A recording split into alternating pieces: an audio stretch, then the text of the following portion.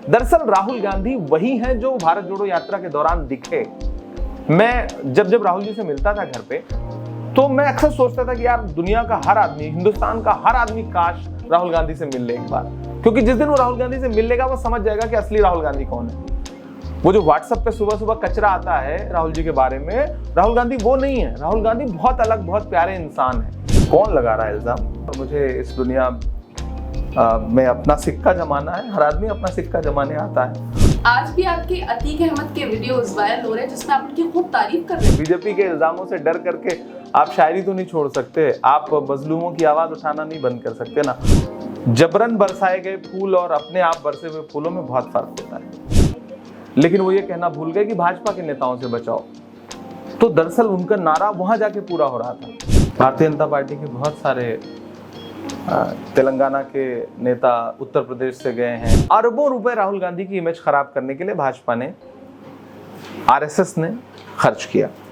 लेकिन आपने देखा होगा कि फिर इन 2-3 हमलों के बाद भाजपा बैकफुट पे आ गई। जिनको काटा गया नफरतों के सबब, मैं खड़ा हूँ हर ऐसे शजर के लिए।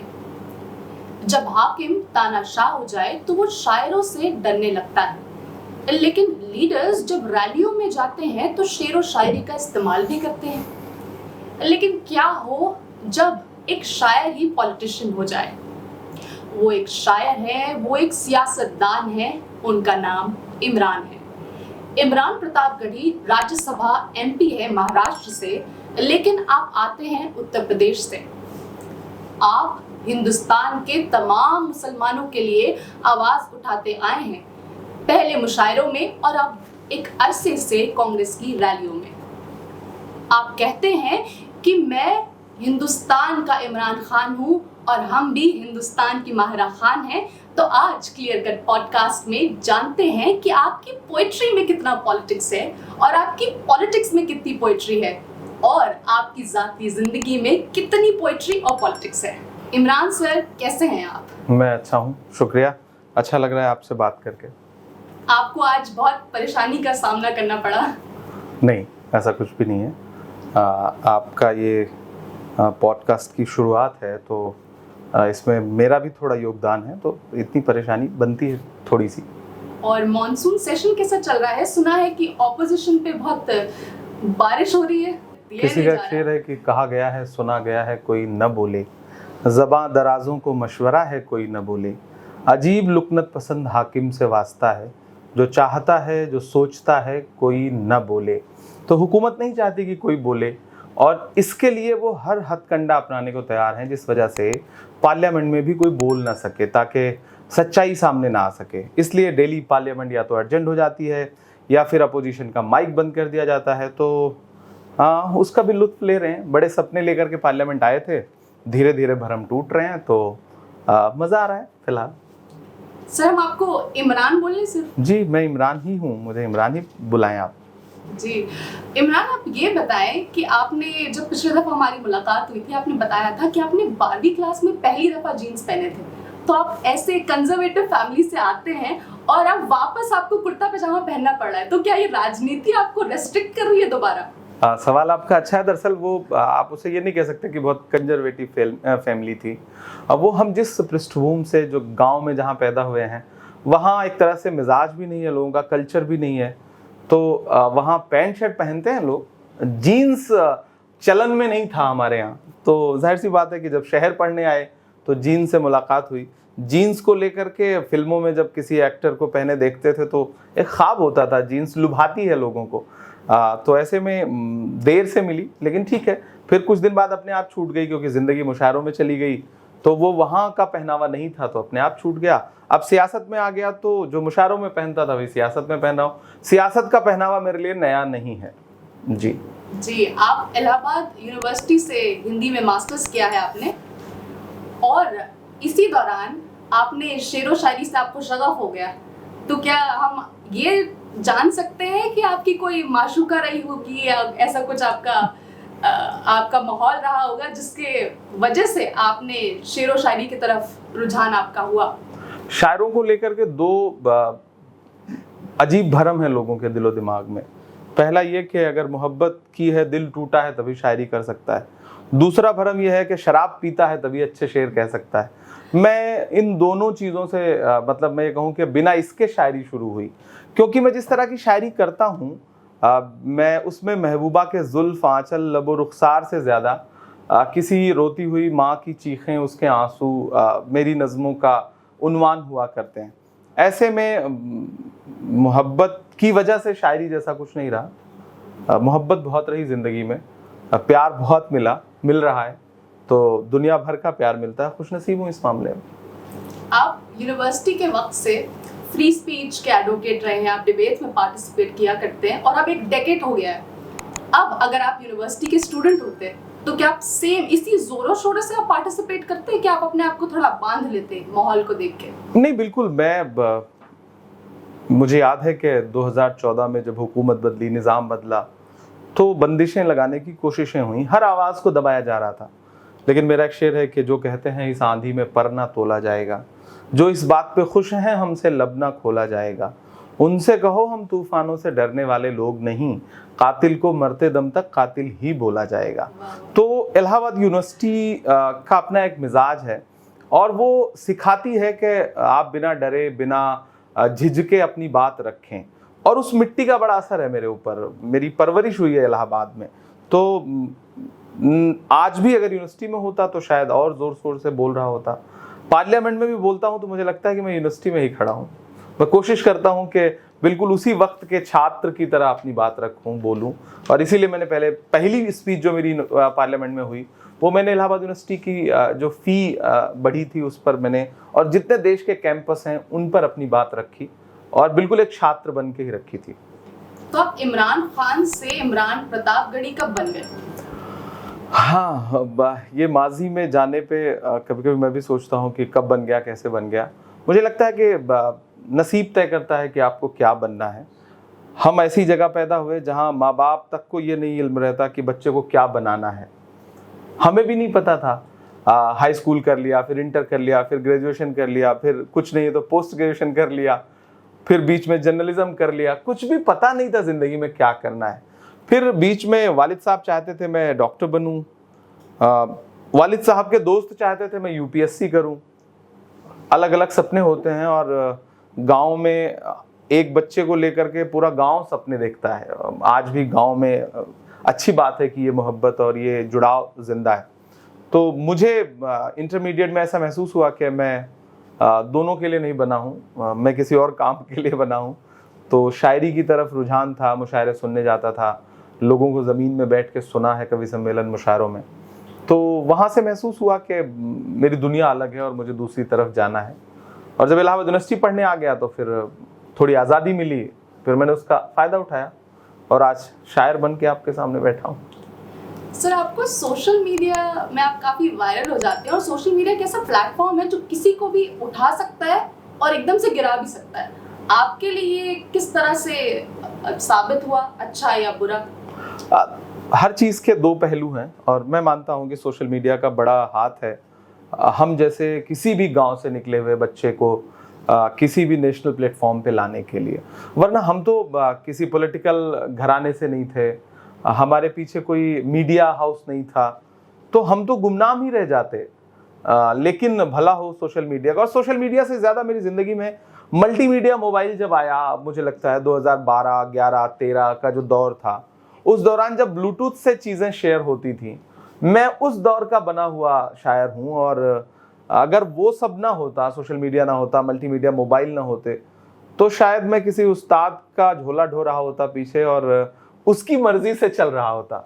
अच्छी चीज़ मुझे मेरी ज़िंदगी में यह रही कि सोशल मीडिया ने एक प्लेटफॉर्म दिया और फिर मैंने पीछे मुड़ के नहीं देखा। तो मैं मानता हूँ कि बहुत बड़ा रोल है मेरी ज़िंदगी में। क्या आप ये मानते हैं कि आप सोशल मीडिया के बनाए हुए पॉलिटिशियन हैं? नहीं, मैं पॉलिटिशियन बनाया हुआ किसी का नहीं हूँ। मुझे ऐसा लगता, मैं शायर खुद से बना हूँ, खुदा ने बनाया है मुझे। और शायर कोई बन के पैदा नहीं होता, ये कहावत है। लेकिन मेरा मानना है कि आप अपने अंदर के हुनर को तराश के छोटा बड़ा कर सकते हैं, लेकिन बेहतर कर सकते हैं, लेकिन बिना हुनर के आप पैदा हुए हैं तो आप शायर नहीं बन सकते कम से कम। तो शायर मुझे खुदा ने बना के पैदा किया, पॉलिटिशियन तो हालात ने बना दिया, मुझे ऐसा लगता है। मेरी ये दुनिया नहीं थी, मैं इस दुनिया में कभी आना भी नहीं चाहता था। लेकिन 2012 के बाद मुल्क में जो कुछ घट रहा था उसने मुझे बहुत मुतासिर किया, और फिर मेरी शायरी जो है वो मुद्दों की शायरी हो गई, या यूं कहिए कि मैं सियासत पर लिखने लगा, या यूं कहिए कि जो हाशिए पर छोड़ दिए गए लोग थे जिन्हें मीडिया जगह नहीं देता था अपने स्पेस में, मैं कोशिश करता था कि मैं उनकी आवाज़ बन के बोलूं। तो सियासत से मैं अछूता नहीं रह गया था, और नसीब बनाता है किसी को भी कुछ, मैं इस पे बहुत यकीन रखता हूँ। किसी मीडिया, किसी सोशल मीडिया, किसी अखबार से हम पैदा नहीं हुए हैं बस। लेकिन सोशल मीडिया का एक ड्रॉबैक भी है कि आप इम्प्रिंट्स अपने छोड़ देते हैं। आज भी आपके अतीक अहमद के वीडियोस वायरल हो रहे हैं जिसमें आप उनकी खूब तारीफ कर रहे हैं। इस तरह के तमाम मंचों पर जब आप कवि सम्मेलनों में होते हैं तो आपको बहुत सारे लोग बतौर मुख्य अतिथि मिलते हैं, और मिलेंगे तो जाहिर सी बात है कि अगर वो पॉलिटिक्स में हैं और मेंबर ऑफ पार्लियामेंट हैं, वो जनप्रतिनिधि हैं, तो जाहिर सी बात है आप बतौर शायर वहाँ गए हैं तो आप तारीफ भी करेंगे, बोलेंगे भी, दुआ सलाम भी होगी। मैंने तो किसी मुशायरे में तारीफ के 2 लफ्ज़ पढ़े थे, और यहाँ तो पार्लियामेंट में श्रद्धांजलि दी गई। तो जमहूरियत में जो निज़ाम है आप उसे फॉलो करते हैं, तो आप बिल्कुल रिग्रेट नहीं करते आपने जो किया। क्यों? इसमें कम मैंने क्या बुरा क्या किया? मैंने किस बात का रिग्रेट? आप पे इल्जाम लगा रही है। कौन लगा रहा है इल्जाम? बीजेपी। अब बीजेपी तो सब पे इल्जाम लगा रही है, हर अच्छे इंसान पे इल्जाम लगा रही है। उसके लिए क्या किया जाए? बीजेपी के इल्जामों से डर करके आप शायरी तो नहीं छोड़ सकते, आप मजलूमों की आवाज उठाना नहीं बंद कर सकते ना। वो तो हर आवाज को चाहते हैं कि चाहे इल्जाम लगा के, चाहे डरा के, चाहे धमका के उसे चुप करा देना है बस, क्योंकि वो अपने खिलाफ उठने वाली किसी भी सच्ची आवाज को नहीं पसंद करते। बेशक हम यही चाहेंगे कि मजलूमों पे जुल्म बंद हो जाए, लेकिन आप एक मुसलमान के लीडर हैं, मुसलमानों पे क्या बीतती होगी जब हमें गद्दार करार दिया जाता है? अब माहिरा जी, मुझे लगता है कि बार बार जब किसी भी मेरे जैसे किसी इंसान को जब ये बार बार कहा जाता है कि आप मुसलमानों के लीडर हैं, मुसलमानों के लीडर हैं, मुझे लगता है कि ये लक़ब जो है ना वो बहुत मैं इसे बहुत अच्छे से मतलब खुश होकर कबूल नहीं करता हूँ। मुझे लगता है मैं सबका लीडर हूँ, मैं सिर्फ मुसलमानों का क्यों हूँ? मैं सबका लीडर हूँ, मैं मेंबर ऑफ पार्लियामेंट हूँ, तो मैं सिर्फ मुसलमानों के लिए आवाज़ थोड़ी उठा रहा हूँ। मैं फीस वृद्धि पे बात कर रहा हूँ, मैं स्टूडेंट्स के लिए बात कर रहा हूँ, मैं हार्ट अटैक से होने वाली मौतों पे बात कर रहा हूँ, मैं बुनकरों के लिए आवाज़ उठा रहा हूँ। तो ये एक फ्रेम बनाया जाता है ना, आपको टाइप्ड किया जाता है, मुझे लगता है वो सबसे पहले चिपकाया जाता है किसी मुसलमान नेता पर। और मैं एक हिंदुस्तानी हूँ और मुसलमान भी हूँ, मुझे इस पर फ़ख्र है। और बाकी किसी और पे तो ये नहीं चिपका दिया जाता कि आप हिंदुओं के नेता हैं, आप सरदारों के नेता हैं, आप फलाने के नेता हैं। तो सिर्फ किसी मुस्लिम नेता से ये क्यों कहा जाता है कि आप मुसलमानों के नेता हैं? ये एक ट्रैप है। मुझे लगता है कि इससे हमें बचना चाहिए। मैं कोशिश कर रहा हूं कि मैं सबकी आवाज बनूं, जिन पे जुल्म हो रहा है उनके लिए ज्यादा बोलूं। हाँ, इसमें कोई दो राय नहीं कि इस दौर में मुसलमानों पे बहुत जुल्म हो रहा है, इस दौर में दलितों पे बहुत जुल्म हो रहा है। इस पूरे दौर में अगर आप महसूस करेंगे तो ये पाएंगे कि जो भी हाशिए पर हैं, जो भी कमजोर हैं, जो भी गरीब हैं, वो निशाने पर हैं। वो हुकूमत के भी निशाने पर हैं, वो सिस्टम के भी निशाने पर हैं, वो जमहूरियत के जितने खंबे हैं उन सब से इंसाफ उन्हें नहीं मिल पा रहा है। तो हमें उनकी आवाज उठाना है, बोलना है। उससे कोई खुश हो, कोई नाराज हो, उससे मेरी सेहत पे फर्क नहीं पड़ता। आप जिस तरह से बोल रहे हैं कि एक मुस्लिम जो पोलराइजेशन हो रहा है, और मुस्लिम पोलराइजेशन जो है ये पूरा अपीजमेंट करने के लिए मुसलमानों को, और ये पूरा कॉन्सेप्ट जो है वो एक मिथ है। चीफ इलेक्शन कमिश्नर ने बोला था, कुरैशी साहब ने, जब वो थे यूपीए की सरकार में, तब वो बोला करते थे कि मुस्लिम के जो अपीजमेंट है वो पूरा मिथ है। आपको लगता है कि पूरा मिथ है ये चीज, ये पूरा कॉन्सेप्ट? ये लफ्ज ही मिथ है। दरअसल ये अपीजमेंट, तुष्टीकरण, ये लफ्ज है, ये किसके द्वारा गढ़ा गया है और क्यों गढ़ा गया है? मुसलमान भी इस देश का एक जिम्मेदार शहरी है, हिस्सा है इस मुल्क का, इस मुल्क की मिट्टी से बना है वो। तो अगर उसके लिए कोई योजना लागू की जा रही है, अगर उसके इलाके में सड़क बन रही है, अगर वो जहां रह रहा है वहां नगर निगम का पानी जा रहा है, अगर उसके पढ़ने के लिए स्कूल बन रहा है, तो ये अपीजमेंट कैसे है? मैं इस लफ्ज को मानने से इनकार करता हूं। ये आरएसएस और बीजेपी का गढ़ा गया लफ्ज है और पूरी तरह से झूठा लफ्ज है, और इस लफ्ज को हमेशा कांग्रेस के खिलाफ इस्तेमाल किया गया। आज अगर भारतीय जनता पार्टी पसमानदा पॉलिटिक्स और किसी को एमएलसी बना रही है, और चलिए 3 एमपीज को पार्लियामेंट से बाहर करने के बाद कोई एक तारिक मंसूर साहब है, उनको राष्ट्रीय उपाध्यक्ष बना रही है, तो क्या कोई ये कहने की हिम्मत करेगा कि भाजपा मुसलमानों का तुष्टीकरण कर रही है? नहीं करेगा ना। अगर नरेंद्र मोदी जी अजमेर चादर भेज रहे हैं तो क्या मुसलमानों का तुष्टीकरण कर रहे हैं? नहीं, एक रवायत है, निभा रहे हैं। सर ये शायद पॉसिबल भी नहीं है, क्योंकि इतना पोलराइजेशन हो चुका है कि शायद आज कोई भी पार्टी मुस्लिम अपीजमेंट एक्चुअल में कर भी नहीं रही है। कि ग्राउंड लेवल में कोई मुस्लिम सपोर्टर खड़ा है कोई भी पार्टी? नहीं, सपोर्ट करने के लिए खड़ा होना दूसरी बात है और अपीजमेंट करने की बात करना एक अलग बात है। खड़ा होना चाहिए, मैंने कहा ना, हर मजलूम के साथ खड़ा होना पड़ेगा आपको। दलितों के साथ सदियों से जुल्म हो रहा है और बातें की गई, लोग खड़े नहीं हुए, ये सच्चाई है। आज मुसलमानों के साथ जुल्म हो रहा है, लोग इंतजार कर रहे हैं कि कोई खड़ा हो, कोई बोले। और ऐसे में जितना हम सब से बन पड़ रहा है, हम कोशिश कर रहे हैं कि जो भी लोग हैं, अगर कहीं किसी का घर जल रहा है तो हमारा फर्ज बनता है कि हम ये ना देखें कि धुआं किसी मुसलमान के घर से उठ रहा है या हिंदू के घर से उठ रहा है। अगर मणिपुर जल रहा है तो हमें तब भी उतना ही दर्द है, और अगर नूह मेवात जल रहा है हमें तब भी उतना ही दर्द है। हमारा दर्द किसी मजहब को देख करके अपना पैमाना नहीं बदलता है, और ये कांग्रेस की पॉलिटिक्स भी है। कांग्रेस किसी भी जात, मजहब, धर्म की राजनीति नहीं करती, वो संविधान को मानती है, और संविधान ने कहा है कि इस देश का हर नागरिक समान अधिकार रखता है, चाहे वो कोई अंबानी हो या कोई इमरान प्रतापगढ़ी हो, नरेंद्र मोदी हो या कोई संदीप हो, सबके हक बराबर हैं। उतना ही मेरे भी वोट की अहमियत है जितना अमित शाह के वोट की अहमियत है, और उतना ही किसी सुरेश के भी वोट की अहमियत है जितना राहुल गांधी जी के वोट की अहमियत है। तो जब जमहूरियत ने, संविधान ने सबको बराबर हक दिया है, तो फिर मुझे लगता है कि ये नैरेटिव बनाना असल सियासत है। जो लोग ये नैरेटिव बना रहे हैं वो सियासत कर रहे हैं। सर ये जमहूरियत तो है, लेकिन आपने कहा मेवात जल रहा है, नूह जल रहा है, उसके अलावा भी ऐसा नैरेटिव निकलता है और कपड़ों से पहचान लिया जाता है मुसलमानों को, भले वो ट्रेन में हो, बसों में हो, सड़कों में हो। तो मुसलमानों का फ्यूचर क्या है हिंदुस्तान में? देखिए, ये दुर्भाग्य है कि मुल्क का हाकिम जो है इस तरह की बातें करता है, जो उसे बिल्कुल नहीं करनी चाहिए। जब वो संसद के अंदर खड़े होकर के संविधान की शपथ ले रहे थे, तो फिर उन्हें इस तरह की बातें नहीं करनी चाहिए। ये दुर्भाग्य है, इसमें कोई दो राय नहीं। लेकिन अफसोस कि हमारी आंखें ये देख रही हैं और हमारे कान ये सुन रहे हैं। अब मसला ये है कि मुसलमानों का मुस्तकबिल क्या है। मैं जब कभी इस तरह के हालात से गुजरता हूं तो मैं 1947 में जामा मस्जिद की सीढ़ियों पे खड़े हुए मौलाना आज़ाद की तकरीर सुनता हूं, और फिर मुझे बहुत ताकत मिलती है। मुझे लगता है कि ये जो चंद नफरती चिंटू घूम रहे हैं, जिन्होंने किसी गरीब के रजाई कंबल की दुकान में आग लगा दिया, किसी पंचर वाले की दुकान में आग लगा दिया, किसी का ढाबा नारा लगा करके तोड़ दिया, उन्हें लगता है कि वो किसी पूरी एक नस्ल को मिटा देंगे। उन्हें अगर ये लगता है कि कभी किसी दलित को घोड़े पे नहीं चढ़ने दिया तो आप पूरे दलित समाज को मिटा देंगे, नहीं कर पाएंगे आप इतिहास में कहीं दर्ज भी नहीं होंगे।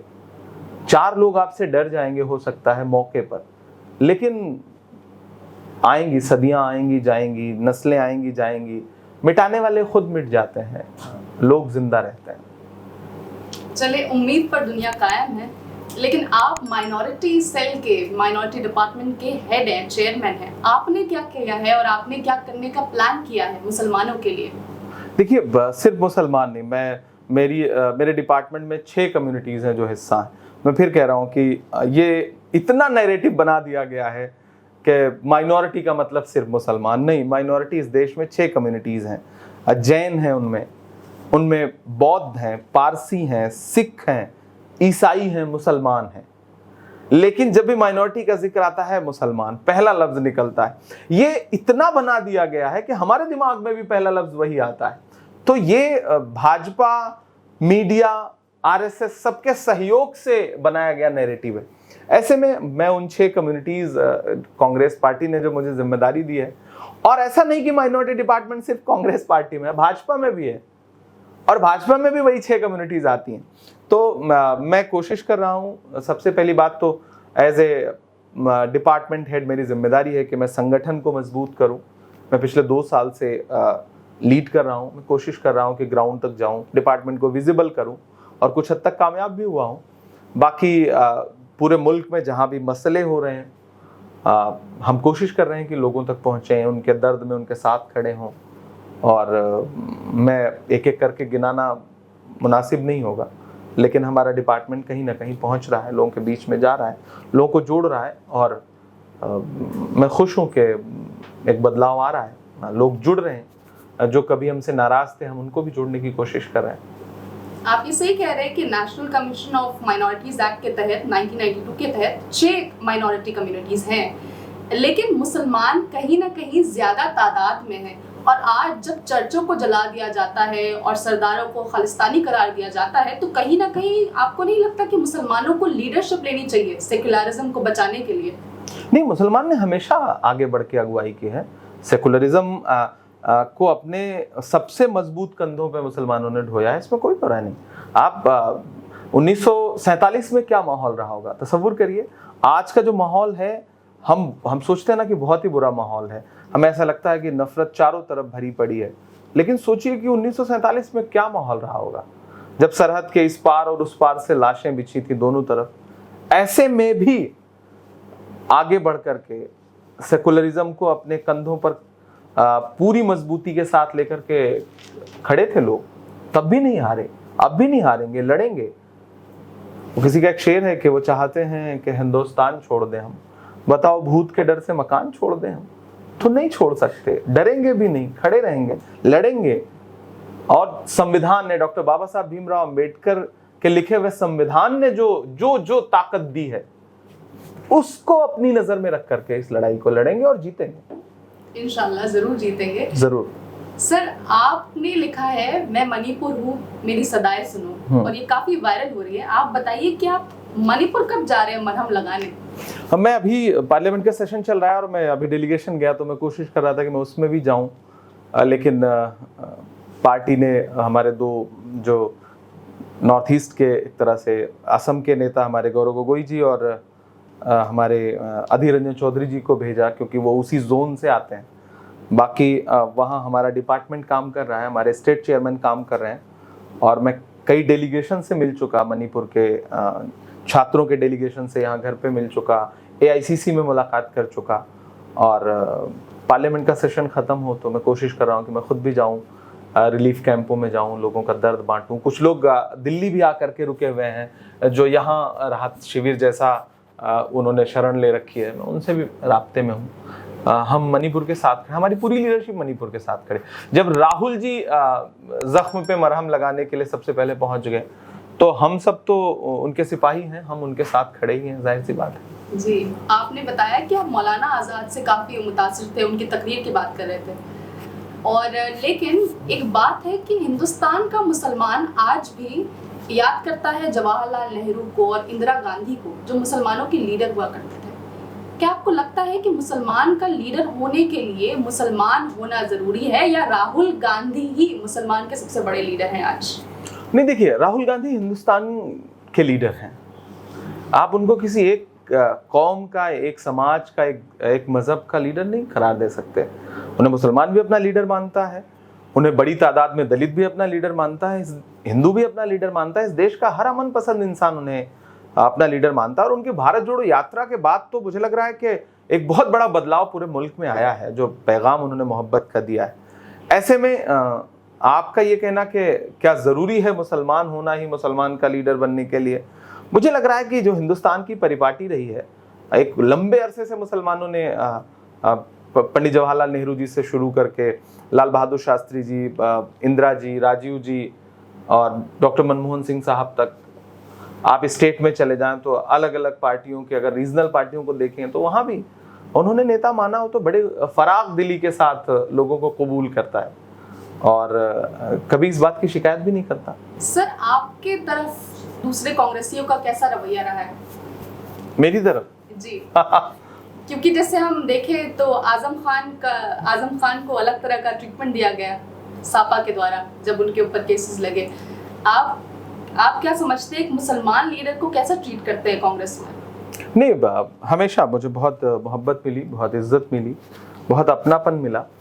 और हम कांग्रेस की मिट्टी थोड़ी अलग है, कांग्रेस में मोहब्बत थोड़ी अलग है। और मैं खुशनसीब हूँ, कांग्रेस ने इस देश को डॉक्टर जाकिर हुसैन साहब को राष्ट्रपति बनाया, फ़खरुद्दीन अली अहमद साहब को राष्ट्रपति बनाया, सैयदा अनवरा तैमूर को असम का मुख्यमंत्री बनाया, आप आगे आइए तो बरकतुल्लाह साहब को मुख्यमंत्री बनाया राजस्थान का, अब्दुल गफूर साहब को बिहार का मुख्यमंत्री बनाया, अब्दुल रहमान अंतुले साहब को महाराष्ट्र का मुख्यमंत्री बनाया, गुलाम नबी आज़ाद को कश्मीर का मुख्यमंत्री बनाया। तो कांग्रेस ने हमेशा अपनापन दिया है, गले से लगाया है, ताकत दी है, मजबूती दी है। तो आज मुझसे ये सवाल, मैं तो अभी तो मेरी उम्र बहुत कम है, मुझे तो अभी सियासत में आए हुए महज 4 साल हुए हैं, और इन 4 सालों में मुझे 40 साल में जितनी मोहब्बत मिलनी चाहिए मुझे लगता है उतनी मिली है। सर, आप कांग्रेस में हमेशा रहेंगे, हमेशा बने रहेंगे, या अगर आपके पास कोई और ऑप्शन होता है तो आप कौन सी पार्टी चूज करते हैं? नहीं, मुझे लगता है कि किसी भी पार्टी में जो लोग हैं उनसे ये सवाल बहुत बेमानी है कि आप इसी पार्टी में रहेंगे। जाहिर सी बात है, मैंने सियासत में आने का फैसला इसलिए किया क्योंकि मैं राहुल गांधी से बहुत मोहब्बत करता हूँ, राहुल गांधी को नेता मानता हूँ और राहुल गांधी की सोच से बहुत मुतासिर हूँ। तो उनके साथ खड़ा हूँ, कोई सवाल ही नहीं पैदा होता। और बाकी मैं उत्तर प्रदेश से हूँ, मेरे पास जाहिर सी बात है अगर मैं चुनता और मैं सोचता अपने मफाद के लिए तो शायद मैं किसी रीजनल पार्टी को चुनता, लेकिन मेरे लिए मुल्क और मुल्क की जमहूरियत और उसका संविधान ज़रूरी है, और मुझे लगता है वो सिर्फ कांग्रेस महफूज रख सकती है। सर, ये तो गुलाम नबी आज़ाद भी बोलते थे, लेकिन उन्होंने भी छोड़ दिया कांग्रेस का। गलत किया। ना खुदा ही मिला, ना विसाले सनम, ना इधर के रहे ना उधर के रहे। इमरान, हम फिर रुख लेते हैं आपकी शुरुआती दौर की तरफ। आपका पहला स्टेज परफॉर्मेंस कैसा था, कहाँ था, क्या फील कर रहे थे? एक्चुअली मुशायरों का जो पहला स्टेज था वो बाद है, और लेकिन स्टेज पे बहुत शुरू से था। मैं 4th में था, 5th में था, तो कल्चरल इवेंट्स में पार्टिसिपेट करता था। मुझे याद है मैं 9th में था तो पहली बार डिबेट में गया मैं, डिस्ट्रिक्ट लेवल पे जीत के लौटा। तो सुबह प्रेयर में 5 मिनट मेरे ऊपर प्रिंसिपल साहब ने बोला, तो वो बड़े खूबसूरत दिन थे। वो तारीफ़ें जो हैं वो दुनिया की तमाम तारीफ़ों से प्यारी लगती हैं, आज भी याद आती हैं। तो बाकी मुशायरों में जिसको आप कह सकते हैं कि ऑफिशियली आपने कब एंट्री की, तो ग्रेजुएशन का 2nd ईयर या 3rd ईयर था शायद, और प्रतापगढ़ में एक कवि सम्मेलन था। मुझे 100 रुपये पेमेंट मिला था, मुझे याद है वो, और उस वक्त का जो 100 रुपये है ना वो कई लाख के बराबर था। तो वो बड़ा प्यारा, मतलब वो यादें बहुत खूबसूरत हैं, और वही शुरुआत है। मुझे याद है मुझे अपने घर से बस पकड़ने के लिए, शहर आने के लिए 7-8 किलोमीटर साइकिल से आना पड़ता था, फिर बस मिलती थी। तो मैं साइकिल से लौटा था, और उस वक्त वापसी में मेरी जेब में 100 रुपये थे, तो बहुत अमीर होकर लौटा था मैं। तो वो बड़े खूबसूरत दिन थे। 2002-3 के आसपास का दौर था वो। सर, हम भी एक वक्ता हैं, और हम जब स्कूल और कॉलेज में जाते हैं तो लोग हमसे अक्सर ये पूछते हैं कि आप कॉन्फिडेंस कैसे बिल्डअप करते हैं, स्टेज फियर को कैसे कॉन्कर करते हैं। और हम ये सवाल आज आपसे पूछना चाहते हैं, हर वो स्कूल और कॉलेज स्टूडेंट्स के लिए जो हमसे सवाल करते हैं। देखिए, सबसे पहली बात तो वो कॉन्फिडेंस आपको आता है ढेर सारे स्टेज पे जाने के बाद। शुरू में मेरे भी पाँव कांपते थे। मैं तो ऐसी जगह से हूँ कि हाई स्कूल तक खड़ी हिंदी बोलने पे पाँव कांपते थे। मतलब मैं, जिसको आप खांटी गांव कह सकते हैं, वो शाहिद का एक शेर है, मेरे दोस्त हैं उनका, कि जो भी मिलता है उसी को देखने लगता हूँ मैं, क्या करूँ मजबूरियाँ हैं गाँव से आया हूँ मैं, और मैं तेरे साहिल पे आया था कि देखूँ तेरा ज़र्फ़, ऐ समंदर किसने तुझसे कह दिया प्यासा हूँ मैं। तो हम ऐसी जगह से निकल के आए हुए थे, और सबके लिए, तमाम जो नए साथी हैं उन सबको ये समझना है कि वो धीरे धीरे ख़त्म होता है। एक बारगी ऐसा नहीं कि आप स्टेज पे जाओगे और सारा डर आपका काफूर हो जाएगा, लेकिन आप पूरे हिम्मत से जाएं और ये सोच के जाएं कि जो सामने बैठे लोग हैं वो भी आप जैसे ही हैं, वो कोई बहुत बड़े लोग थोड़ी हैं। ठीक है, आप जो बोलने आए हैं उसे पूरे यकीन के साथ, पूरे एतमाद के साथ, अच्छे शब्दों का चयन करके बोलिए। दुनिया सुनेगी, दुनिया को सुनना पड़ेगा। बस ये मान के आइए आप बाकियों से बेहतर हैं, ये सोच के स्टेज पे खड़े होइए, अपने आप कॉन्फिडेंस आएगा। सर, आप मुशायरों में जाते हैं, वहाँ आपको बहुत सराहा जाता है और बहुत सब अप्रिशिएट करते हैं, लेकिन एक आप पे इल्ज़ाम है एक बहुत ही मशहूर और मुअज़्ज़ज़ और बुजुर्ग शायर का, कि आप अदब लिहाज थोड़ा कम करते हैं। किसका इल्ज़ाम है? मुनव्वर राना साहब का। नहीं, मुझे नहीं लगता कि, मैंने तो हमेशा उनकी, एक्चुअली देखिए, मैंने हमेशा उनकी बहुत इज्जत की, अभी भी मेरी उनसे बातचीत होती रहती है। तो हमारे बुजुर्ग हैं वो। दरअसल मुशायरों की एक रवायत थी और उस रवायत में ये था कि जो नया शायर आएगा वो उस्ताद का झोला उठा के ही आएगा। मैं जहां पैदा हुआ था उस जिले में कोई उस्ताद नहीं था जिनका मैं दामन पकड़ के आगे बढ़ता, और मैं उस मिजाज का था भी नहीं। तो फिर कुछ दिन बाद बुजुर्गों को अखरने लगा, क्योंकि जब आपके लिए तालियों का पहाड़ खड़ा हो जाए उनके सामने, जब आप पर फूल बरसने लगे, जो मुशायरों में कभी नहीं हुआ था, पहले ऐसा नहीं हुआ था। मुशायरों में स्टारडम नहीं था, मुशायरों में पैसे नहीं थे। कवि सम्मेलनों में पैसे थे, लेकिन मुशायरों में उसी दौरान 5 गुना कम पेमेंट पे शायर जो है वो पढ़ा करते थे मुशायरे। तो मुझे लगा कि नहीं, ये दुनिया अलग है और मुझे इस दुनिया में अपना सिक्का जमाना है। हर आदमी अपना सिक्का जमाने आता है। अब नाराजगी हुई उन तमाम लोगों को जिनका कब्जा था मुशायरों पर। उसमें कोई एक नाम, मैं किसी एक का नाम नहीं लूंगा, उसमें कई बड़े नाम थे और सबको तकलीफ हुई उस दौर में। लेकिन वो तकलीफ जो है वो स्टेज की तकलीफ थी। मैं इज्जत नहीं करता उनकी, ऐसा नहीं था। मैं माइक पर खड़ा हूं तब मैं इमरान हूं और मेरी अपनी दुनिया है, सामने मेरी ऑडियंस है, पीछे कोई भी बैठा हो उससे मेरी सेहत पे फर्क नहीं पड़ता। मेरा परफॉर्मेंस खत्म हुआ, उसके बाद मैं उम्र में बहुत छोटा हूं, वो हमारे बुजुर्ग हैं, मैं उनका एहतराम करता हूं।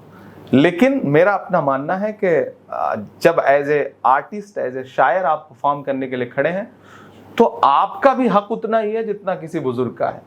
बाप वो भी है जिसका एक बेटा है, बाप वो भी है जिसके 10 बेटे हैं। तो जिन्होंने बहुत वक्त गुजार लिया है उनकी इज्जत भी है, लेकिन छोटों का भी तो एहतराम सम्मान है, वो भी तो लोगों को करना चाहिए।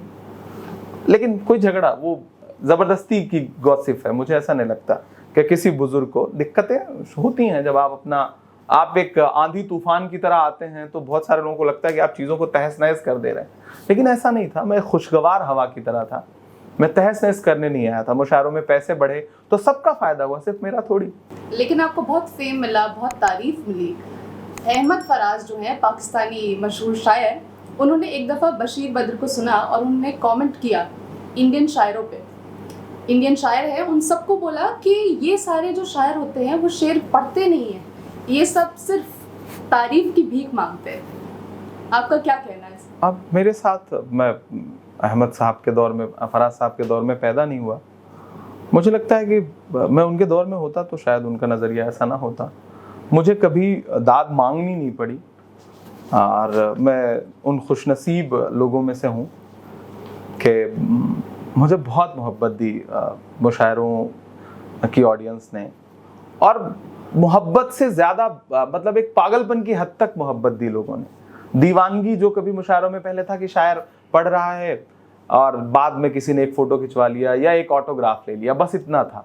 मैं किसी फिल्मी दुनिया का आदमी नहीं हूँ, हॉलीवुड में नहीं हूँ, लेकिन मैं मतलब ये कह सकता हूँ कि मुझे बिल्कुल अलग तरह की मोहब्बत आवाम ने दी। शायद मैं उनके मन की बात, उनके दिल के जज्बात जो थे उन्हें लफ्ज़ों में पिरो रहा था। इसलिए मुझे, आप मेरे विजुअल्स उठा के देखें, तमाम मुशायरों के, कोई एक नहीं, एक बार हादसे की तरह मेरे साथ वो मोहब्बतें नहीं थी, वो मुसलसल थी। हज़ारों हज़ार की आवाम मेरे लिए सुनने आ रही है और मुशायरा मेरे पढ़ने के बाद वो चली जा रही है, मैदान खाली हो जा रहा है और वो कंधे पे उठा ले रही है। तो ये शायद यूं ही तो नहीं है। वो मुझे लगता है वह तो इज्जो मंतशा वह तो जिल्लो मंतशा, वो खुदा की तरफ से है और शोहरत कोई छीन के नहीं ले सकता, इंतज़ाम करके नहीं ले सकता। जबरन बरसाए गए फूल और अपने आप बरसे हुए फूलों में बहुत फ़र्क होता है। और मैं खुशनसीब हूँ कि मेरे ऊपर जो फूल बरसे वो इंतज़ाम करके लाए हुए फूल नहीं थे। बेशक सर, आप जहाँ जाते हैं, बेशक इमरान, आप जहाँ जाते हैं आप 20-30 हज़ार लोग इकट्ठा हो जाते हैं, पूरा हुजूम आ जाता है। क्या कांग्रेस ने आपको इसलिए लिया है कि आप भीड़ इकट्ठा करते हैं, यहाँ पे क्राउड पुलर है और उनकी रैलियों में क्राउड आपकी वजह से आ जाए ताकि? नहीं, हर वफा जिंदगी जावेद नहीं होती है। दिल का हर जख्म कहीं दिल का कमल बनता है। जब शहंशाह भी हो, इश्क भी हो, दौलत भी, तब कहीं जाके कोई ताजमहल बनता है। सिर्फ के क्राउड पुलर हैं, भीड़ इकट्ठी कर लेते हैं, ऐसा तो बहुत लोग कर लेते हैं। कर भी सकते हैं। अब मुझे लगता है पार्टी ने शायद और सारी चीज़ें देखी, भरोसा जताया, तो मुझे लग रहा है कि सिर्फ किसी एक वजह से आप पे कोई इतना एतमाद नहीं कर सकता। तो मेरी लीडरशिप, राहुल जी, सोनिया जी, प्रियंका जी, खरगे साहब, पार्टी मुझ पे एतबार करती है और उसी का नतीजा है कि उसने मुसलसल इज्जत दी, मोहब्बत दी और मैं उसे निभाने की कोशिश भी कर रहा हूँ। अब आते हैं महाराष्ट्र में। महाराष्ट्र में पॉलिटिकल केओस काफी अरसे से चल रहा है।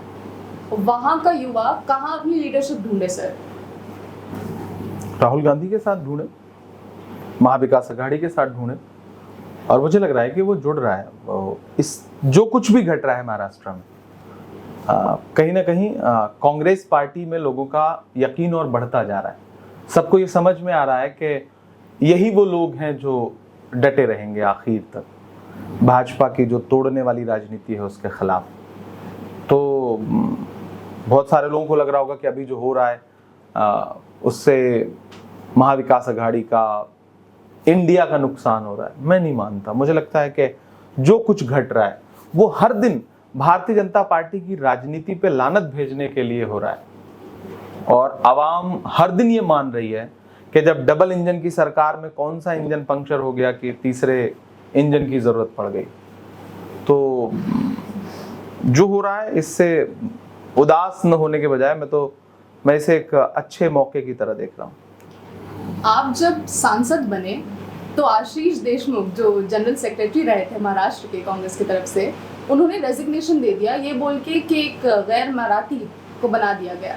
अब आप बताइए, आपने अब 1 साल तो हो गया है, मराठी सीख ली? मुझसे पहले पी चिदम्बरम साहब वहाँ राज्यसभा सांसद थे, उनसे पहले राजू शुक्ला जी थे।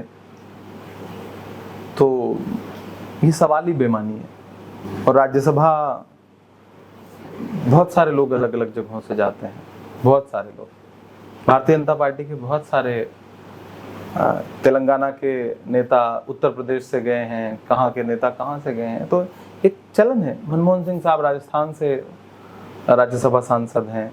तो ये सवाल ही बेमानी है और जिन लोगों ने उठाया है उनकी अपनी एक लोकल पॉलिटिक्स है। तो उसमें उस वक्त उन्होंने किस वजह से उठाया, मौका तलाशते रहते हैं लोग कि कोई आए एक चिट्ठी लिखे तो थोड़ा उस समय मीडिया उसको थोड़ा स्पेस दे देता है। बाकी अभी इस तरह की किसी चिट्ठी को कोई नोटिस भी नहीं लेगा। तो वो एक नॉर्मल बात थी। कर्नाटका के आप स्टार कैंपेनर थे, आप लोगों ने ऐसा क्या किया वहाँ पे कि पोलराइजेशन कम कर दिया और सारी जो नफरत थी उसको मोहब्बत में पलट दिया? भारत जोड़ो यात्रा कर्नाटका में तकरीबन 21 दिन थी और राहुल गांधी जिन जिन रास्तों से गुजरे उन रास्तों में उन्होंने मोहब्बत का पैगाम दिया। यही वजह है कि पूरी ताकत लगा के भी भारतीय जनता पार्टी नफरत नहीं फैला सकी। दूसरी बात कि अपनी सरकार के दौरान भाजपा ने जो करप्शन किया था 40% वाला, उसके खिलाफ बहुत गुस्सा था। हलाल, हिजाब और मंदिर के पास कोई मुसलमान अपना ठेला नहीं लगा सकता, फलों के ठेले पलट देना, ये सब जो बहुत सतही लेवल पे जाकर के उन्होंने नफरत बोने का काम किया, उसको वहाँ की आवाम ने ही फिर आखिरकार उखाड़ फेंका। नफरत जो है ना, वो एक लेवल तक लोग बर्दाश्त कर पाते हैं, उसके बाद फिर बगावत होती है, जैसे कर्नाटका में हुई। और उसी दौरान राहुल गांधी जी को पार्लियामेंट से निकाला गया था, उनका घर लिया गया था। तो मुझे लग रहा है आवाम इससे भी नाराज थी। मैं इसकी पूरी क्रेडिट भारत जोड़ो यात्रा को दूंगा। राहुल गांधी ने भारत जोड़ दिया एक तरह से, और उनका एक पहल था इंडियन अलायंस, उसके बड़े फेस हैं वो। और लेकिन ये इल्जाम लगाया जाता है कि जो भी अलायंस बनती है ऑपोजिशन की, वो मुस्लिम वोट्स को कंसोलिडेट करने के लिए बनती है। ये इल्जाम लगाता कौन है? भाजपा। तो मुझे लग रहा है वही है कि वो दरअसल इसके पीछे की मंशा समझिए, वो ये बोल करके अपने वोट बैंक को मजबूत रखना चाहते हैं, क्योंकि उन्होंने डेवलपमेंट के नाम पे तो 9 साल में किया कुछ नहीं। सारे वादे जो है, उनके जो नारे थे, जो पोस्टरों पे लिखे थे, जो होर्डिंग्स में लगे थे, सबके सब एक के बाद झूठे साबित होते गए। उन्होंने नारा दिया बेटी बचाओ बेटी पढ़ाओ, लेकिन वो ये कहना भूल गए कि भाजपा के नेताओं से बचाओ। तो दरअसल उनका नारा वहां जाके पूरा हो रहा था। इधर प्रधानमंत्री लाल किले की दीवार पे खड़े होकर के महिला सशक्तिकरण पे बात कर रहे थे और उसके 2 घंटे बाद बिल्किस बानो के बलात्कारी गुजरात में रिहा किए जा रहे थे और उन्हें माला पहनाई जा रही थी। ये भाजपा का असली चरित्र दिखा लोगों को। इन्होंने कहा कि बहुत हुई महंगाई की मार, अब की बार मोदी की सरकार, 400 का सिलेंडर 1250 का बिकने लगा, 20 रुपए 10 रुपए किलो का टमाटर 200 रुपए किलो बिकने लगा। लोगों ने ये देखा कि पेट्रोल डीजल जो 60 रुपए में था वो 100 रुपए में बिकने लगा। तो एक एक करके इनके जितने नारे थे वो सब जुमले, 15 लाख तो जुमला था ही, अच्छे दिन तो जुमले थे ही। तो धीरे धीरे आवाम को लगने लगा कि नहीं, ये एकदम झूठे लोग हैं। और अब ऐसे में इनको लगता है कि फिर क्या बोलें। फिर ये कहते हैं कि नहीं, जो भी अलायंस बन रहा है वो तो मुसलमानों को एकजुट करने के लिए बन रहा है। ये मतलब जैसे होती नहीं कि खिसियानी बिल्ली खंबा नोचे, बस इससे ज्यादा कुछ नहीं है। वैसे स्टेटमेंट गलत इसलिए भी है क्योंकि कांग्रेस की सरकार है छत्तीसगढ़ में और कांग्रेस की सरकार है राजस्थान में, हिमाचल में, जहां मुसलमान की पॉपुलेशन उतनी ज्यादा नहीं है, इलेक्टोरल पॉपुलेशन। हाँ बिल्कुल, हिमाचल में तो 2-2.5% होगा मुसलमान, छत्तीसगढ़ में भी बहुत ज्यादा नहीं है, राजस्थान में तो एक बड़ी तादाद है मुसलमानों की, इसमें कोई दो राय नहीं।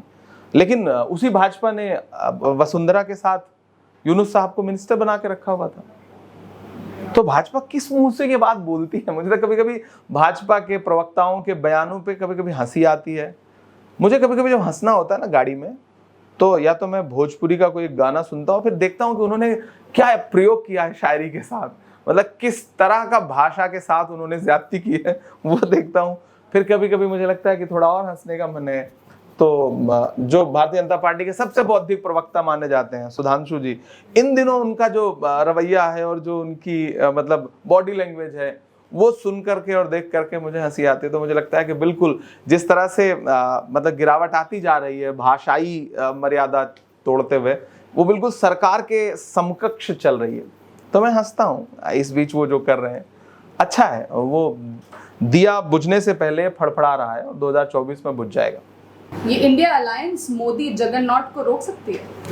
मुझे लगता है कि मोदी बनाम इंडिया जिस दिन होगा उस दिन कोई भी एनडीए बनाम इंडिया या मोदी बनाम इंडिया, लेकिन मोदी अकेले नहीं है ना।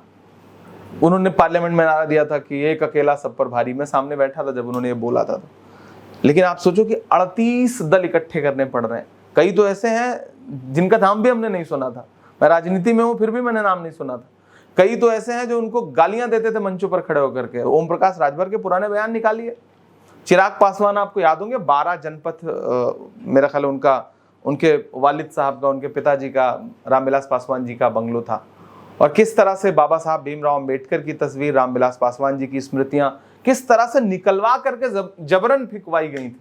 उन्हीं चिराग पासवान को चिट्ठी लिख करके बुलाना पड़ा, मांझी जी को चिट्ठी लिख के बुलाना पड़ा। तो ये जो एक शेर अकेला सब पर भारी पड़ रहा है ना, वो भी एक झूठा जुमला है। और वो 38 दलों के गठबंधन ने ये साबित कर दिया कि तमाम झूठों की तरह ये भी एक झूठ है। और इसलिए ये लड़ाई अगर इंडिया बनाम एनडीए है तो फिर जीत तो इंडिया की ही होनी है। इंडिया को कौन हरा सकता है? कोई नहीं हरा सकता। तो क्या वक्त आ गया है कि एक और भारत जोड़ो यात्रा होनी चाहिए, इस दफा वेस्ट टू ईस्ट? कार्यकर्ता चाहते हैं, जहां जहां से यात्रा नहीं गुजरी वहां उस हर प्रदेश का आदमी चाहता है कि राहुल जी हमारे दरवाजे आए, हमारी चौखट से गुजरे, हमारे सामने से गुजरे। कार्यकर्ताओं की ख्वाहिश है।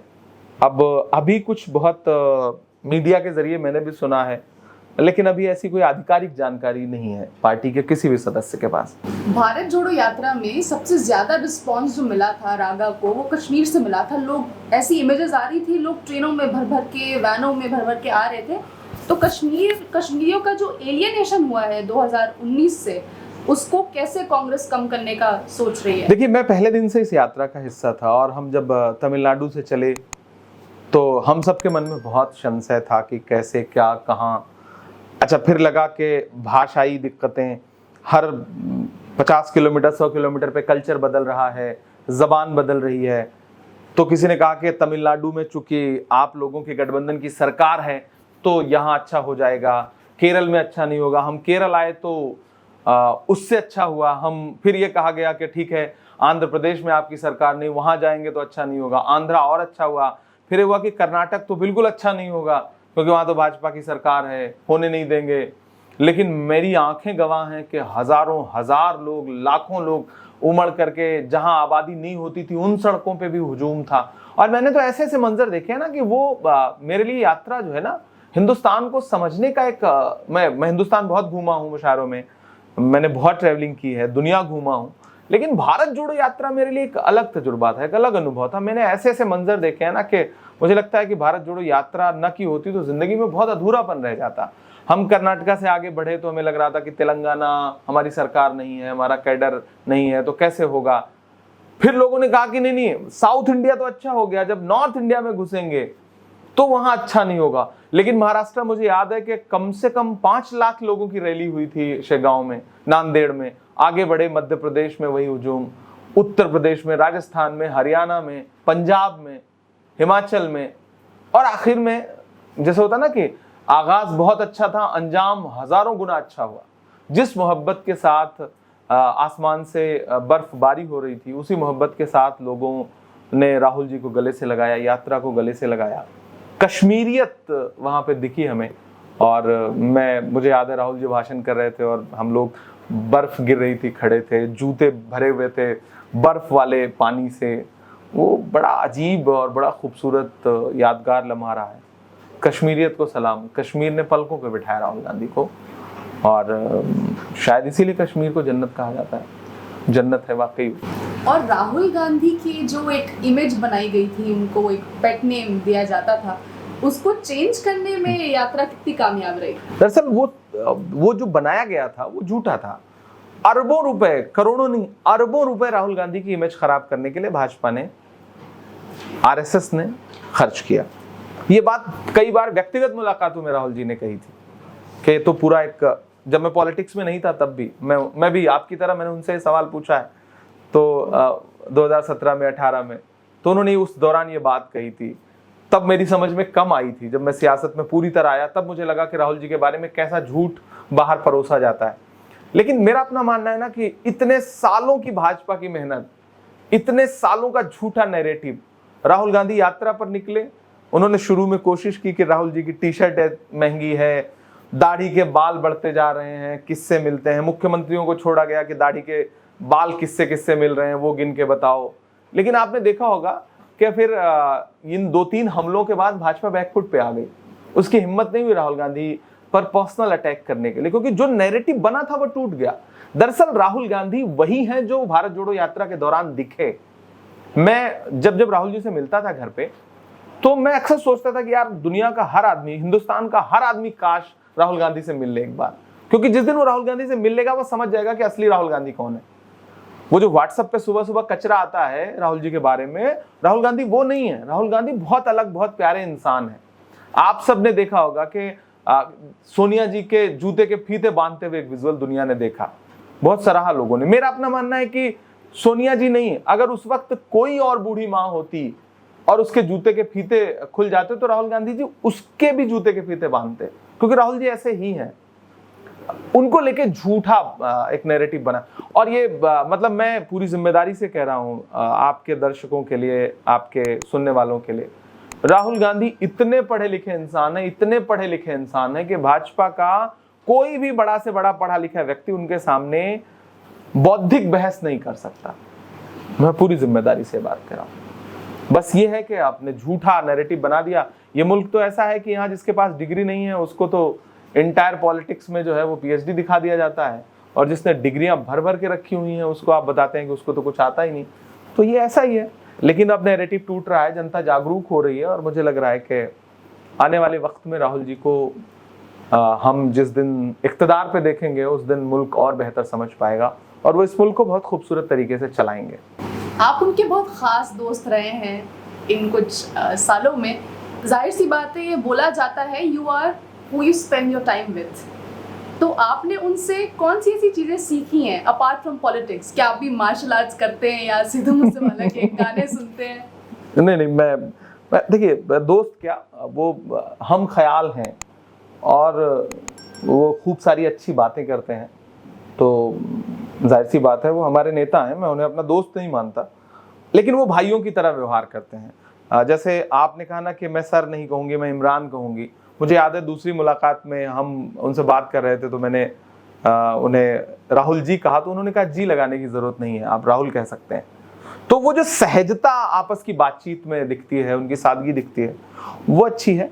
मैं गाने सुनता हूँ लेकिन मैं गज़लें सुनता हूँ, मैं मेहंदी हसन को सुनता हूँ, मैं जगजीत साहब को सुनता हूँ, मैं नुसरत साहब को सुनता हूँ।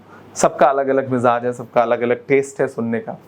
तो संगीत सुनिए, अगर सुन रहे हैं तो अपनी पसंद का सुनिए। कोई किसी को पसंद कर रहा है, कोई किसी को पसंद कर रहा है, लेकिन नफरत का संगीत मत सुनिए, बस इतनी सी बात है। राहुल गांधी के बारे में आपने बहुत अच्छी बातें बताई, वो बहुत एजुकेटेड हैं, वो बहुत कायदे के इंसान हैं, लेकिन जो आइडिया वो इंडिया का देख रहे हैं, क्या वो यूटोपियन आइडिया है?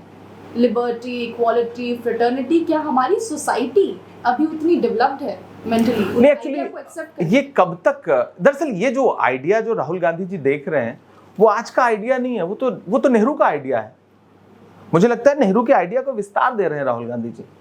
तो अगर 1947 में कोई आदमी ये ख्वाब देख सकता है कि हमें ऐसा हिंदुस्तान बनाना है और उसकी नींव डाल सकता है, आप तसव्वुर करिए कि मौलाना आजाद तो मौलाना थे ना, एजुकेशन मिनिस्टर थे ना।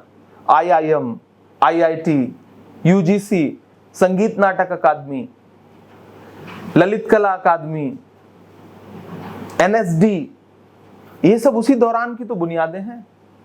तो ये कहना कि बहुत मतलब आगे की सोच रहे हैं, तो मुझे लगता है कि नेता तो विजनरी होना चाहिए ना। वो बस मित्रों कहने के लिए कोई नेता बना है तो फिर वो नेता कहेगा, भाइयों बहनों कह के काम चला रहा है तो नेता कहेगा। वो जो आगे 10 साल 15 साल आगे की सोच रहा है, उसकी दूरदर्शिता ही तो मुल्क को आगे ले जाएगी। वरना तो सत्ता जिनके हाथ में है उन्होंने मुल्क को 10, 20, 25 साल पीछे ढकेल दिया है, और उनका वश चले तो 25, 50 साल और पीछे ले जाएं, आदिम युग में लेके चले जाएं। उनकी कोशिश तो वो माजी में मतलब खुदाई कर रहे हैं। उनकी कोशिश है कि कितना भूतकाल में देश को ले जाया जाए, इतिहास की गलतियां ढूंढ के कैसे गिनाई जाए। भाई आप 9 साल से देश पे हो, शासन कर रहे हो, आपने क्या किया वो गिनाओ। तो क्या राहुल गांधी PM का चेहरा है और उनमें कुछ क्वालिटीज ऐसी हैं जो उनको प्रधानमंत्री बना सकती है? नहीं, मुझे लगता है कि हम बिल्कुल चाहेंगे कि वो देश के प्रधानमंत्री बने। कांग्रेस का एक एक कार्यकर्ता चाहता है कि वो देश के प्रधानमंत्री बने। और देश का प्रधानमंत्री बनने के लिए क्वालिटीज मतलब क्या होनी चाहिए? अगर ये सवाल मैं पूछूं, पढ़ा लिखा इंसान हो, सभ्य हो, सादा मिजाज हो, मुल्क के हर दर्दमंद इंसान को गले से लगाए, यही तो इस देश के नेता में हम ख्वाब देखते हैं ना। या फिर ऐसा कि जो 10 लाख के सूट पहने, कॉन्स्टिट्यूशन का सम्मान न करे, जमहूरियत को हर दिन कुचलने की कोशिश करे। हम ऐसा नेता चाहते हैं क्या? जाहिर सी बात है नहीं चाहते। हम तो चाहते हैं कि जो जमहूरियत में यकीन रखे, संविधान में यकीन रखे, और मुझे लगता है राहुल जी उसमें यकीन रखते हैं। सर, आपके फ्यूचर प्लान्स क्या है? इमरान, आपके फ्यूचर प्लान्स क्या है? आपको राज्यसभा में ही रहना है या आपको इलेक्टोरल पॉलिटिक्स की तरफ भी जाना है? मेरा अपना मानना है कि हम लोग मतलब बहुत प्लान बना के जिंदगी गुजारने वाले लोग नहीं हैं। जैसी जरूरत होगी वैसे ढल जाएंगे। मैं पार्लियामेंट आया, जिस दिन मेंबर ऑफ पार्लियामेंट बना महाराष्ट्र से, मैं लैंड हुआ दिल्ली में, तो उस दिन पता चला कि अगले दिन ईडी राहुल जी को बुला रही है, परेशान करना चाहती है। तो मैं जश्न नहीं मना रहा था। मैं रात के 3 बजे AICC पहुंच करके, जो सोफा हमारे ऑफिस में पड़ा रहता है ना, वो 2 सीटर जिसमें आपके पैर और हाथ मुड़ से जाते हैं, अब सोना तो बहुत मुश्किल काम है। मैं रात में 3 बजे वहां पहुंच के उस पर लेट करके सोया। सुबह उठा तो ब्रश मंजन नहीं था, तो किसी तरह से वो अंदर AICC के अंदर जो पेड़ थे उसमें से किसी से दातून तोड़ी और दांत वांत मांझ करके फिर पता चला 10 बजे खड़े होकर के नारा लगा रहे हैं। तो 10 दिन मुसलसल हम लोग प्रोटेस्ट करते रहे। फिर पार्लियामेंट गए तो पता चला कि महंगाई पे प्रोटेस्ट है, डेली डिटेन होकर के थाने जा रहे हैं, 7-7 घंटे डिटेन है। तो जैसी जरूरत है हम वैसे खड़े हैं, हम जैसे सड़क पर हैं वैसे ही संसद में हैं। हम मतलब जो जरूरत है उसके हिसाब से ढलने वाले लोग हैं। मुल्क को जैसी जरूरत रहेगी वैसा करेंगे, पार्टी को जैसी जरूरत रहेगी वैसा करेंगे। पार्टी कहेगी राज्यसभा में रहना है, राज्यसभा में रहिए। पार्टी कहेगी जाइए चुनाव लड़िए, चुनाव लड़ूंगा। मैं उसी दुनिया से आया हुआ आदमी हूँ। मैं कौन सा दूसरे ग्रह से आया हुआ आदमी हूँ कि नहीं, मैं मतलब मैंने बस कुछ सोच रखा है, इसके अलावा कुछ नहीं करूँगा। जैसी पार्टी को जरूरत है वैसा करूंगा और वैसा खड़ा मिलूंगा। राहुल गांधी या प्रियंका गांधी, बेहतर नेता कौन? मुझसे कोई ये पूछे कि आप अपने भाई बहन में किसे बेहतर मानते हैं, मैं कैसे ये सवाल का जवाब दे सकता। एक मेरे लिए बड़े भाई की तरह है, एक मेरे लिए बड़ी बहन की तरह है। तो दोनों की अलग स्टाइल है पॉलिटिक्स की, और दोनों ज़रूरी हैं इस मुल्क की पॉलिटिक्स के लिए, और दोनों इसी तरह से लोकप्रियता के शिखर पर रहें, अच्छा काम करें, पार्टी को आगे ले जाएं। मुझे लगता है कि ये सवाल का जवाब बहुत मुश्किल है, नहीं दे सकता, कोई नहीं दे सकता कि दोनों में से कौन। मुझे लगता है हमें, अब आप कहें कि दोनों आंख में से एक आंख आपको कौन सी प्यारी लगती है, मुझे मेरी दोनों आंखें प्यारी हैं। दोनों आपके बड़े चहेते हैं। बिल्कुल। आपने एक ज़माने में लिखा था कि अपनी मोहब्बत का बस यही उसूल है, तू कबूल है और तेरा सब कुछ कबूल है। वो एक शायराना दौर रहा होगा। अब क्या आप ये सब इस तरह की मोहब्बत वाली शायरी लिखते हैं या आपने बंद कर दिया है? आप लिखेंगे कि जैसे फैज़ लिखते थे, मुझे मोहब्बत का वक्त नहीं है और भी दुख है ज़माने में मोहब्बत के सिवा। अब आप लिखते हैं मणिपुर में, अब आप लिखते हैं कश्मीर में, शायद अब आप हरियाणा पे भी लिख दें। नहीं, देखिए, मुझे लगता है कि दुनिया में वही इंकलाब बर्पा कर सकता है जिसने मोहब्बत की हो, या जो मोहब्बत को महसूस करता है, जो मोहब्बत को समझता है। इसको आप इस तरह से भी देखें कि इंकलाब जिंदाबाद का नारा देने वाले हसरत मोहानी ने ही एक दिन लिखा कि चुपके रात दिन आंसू बहाना याद है, हमको अब तक आशिकी का वो जमाना याद है। पूरी गजल आप सुनिए तो आपको लगेगा, एक तरफ देखेंगे तो शायर मतलब बिल्कुल इश्क में डूबा हुआ और टूटा हुआ लगेगा, लेकिन दूसरी तरफ वही नारा दे रहा है कि इंकलाब जिंदाबाद। तो और वो नारा पूरी जंगे आज़ादी का सबसे बड़ा नारा बन गया। तो शायर के कई सारे रूप हैं, और मोहब्बत लिखने की कोशिश कभी कभी सोचता हूँ कि लिखूं, वक्त कम मिलता है, क्योंकि बतौर शायर के साथ साथ बतौर सांसद बहुत सारी जिम्मेदारियां हैं, बतौर माइनॉरिटी डिपार्टमेंट के चेयरमैन बहुत सारी जिम्मेदारियां हैं। तो उन सब में इतने टुकड़ों में बंट गया हूं मैं, मेरे हिस्से में कुछ बचा ही नहीं।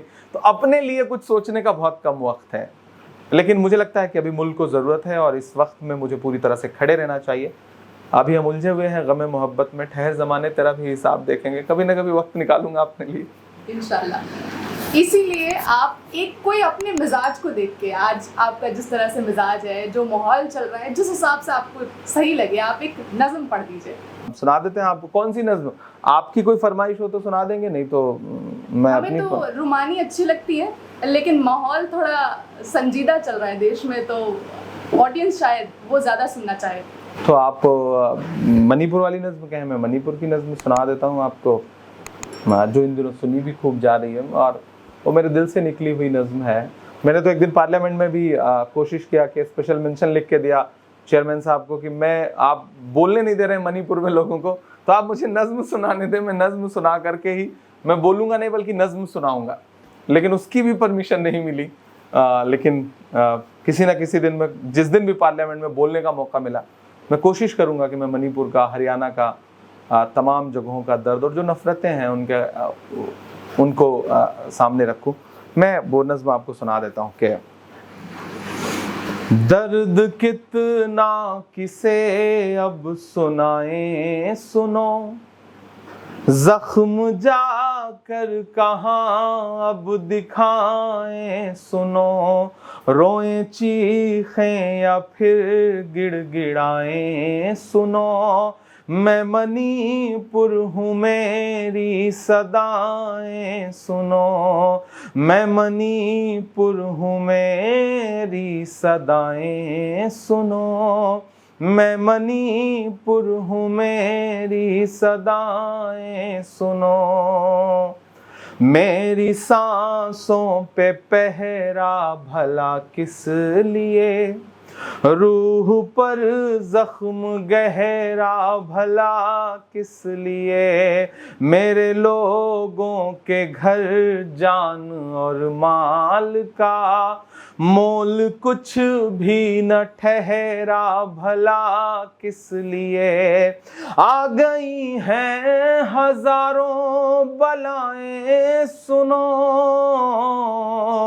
आ गई हैं हजारों बलाएं सुनो, मैं मणिपुर हूँ मेरी सदाएं सुनो, मैं मणिपुर हूँ मेरी सदाएं सुनो, सब्ज वादी मेरी इन दिनों जर्द है, क्या बताऊं मेरा कौन हमदर्द है, जिन पहाड़ों पे था नाज मुझको कभी, उन पहाड़ों से ऊंचा मेरा दर्द है। किसका दर जाके अब खटखटाए सुनो, मैं मणिपुर हूँ मेरी सदाएं सुनो, मैं मणिपुर हूँ मेरी सदाएं सुनो। बहुत शुक्रिया। एक नज्म और अगर आप सुना पाए, जो भी आपकी पसंदीदा है। मतलब किसी माँ से ये पूछना कि उसे उसका कौन सा बच्चा ज्यादा पसंद है, तो किसी शायर से भी बिल्कुल ऐसे हो जाता है कि आप कौन सी नज्म आपको ज्यादा सुना सकते हैं गज़ल, अगर आपको पसंद नहीं, मैं गजलें नहीं गाता हूँ, मैं सिंगर नहीं हूँ, मैं शायर हूँ।